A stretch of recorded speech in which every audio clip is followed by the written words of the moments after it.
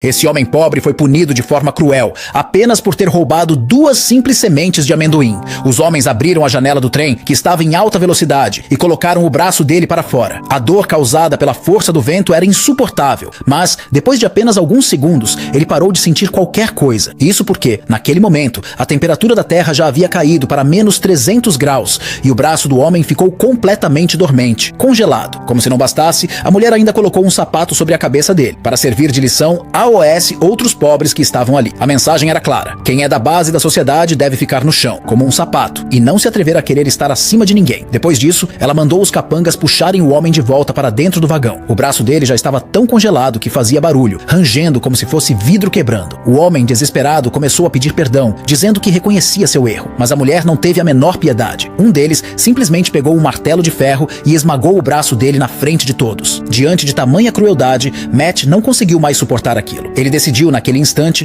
que iria liderar uma revolução dos pobres contra os opressores. Ao analisarem o sistema, perceberam que os portões entre os vagões, chamados por eles de portões anais, só ficavam abertos simultaneamente por 4 segundos. Era tempo insuficiente para que todos passassem. Então, entenderam que precisavam encontrar alguma forma de bloquear os portões. A solução foi preparar uma longa sequência de baldes de ferro para travá-los. Quando o plano começou, os trabalhadores gritaram exigindo ver o maquinista do trem. Imediatamente, os soldados sacaram seus rifles e ameaçaram todos para que ficassem calados. Mas Matt, sem hesitar, avançou sozinho contra os soldados. Num movimento rápido, ele agarrou o cano de uma das armas, apontou para a própria cabeça e apertou o gatilho sem pensar 2 vezes. Por sorte, ou melhor, por estratégia, ele estava certo. Aquelas armas estavam descarregadas desde a rebelião que havia acontecido 4 anos antes. Com isso, os trabalhadores avançaram com força total. Eles usaram os baldes de ferro para travar portão após portão. Graças à enorme vantagem numérica, os soldados foram derrotados rapidamente e eles conseguiram chegar ao setor intermediário do trem. Ali, pela primeira vez, eles viram que existiam janelas no trem, mas, ao abrirem e olharem para fora, ficaram em choque. O mundo estava completamente tomado por neve e gelo. A terra havia se tornado uma imensa paisagem congelada,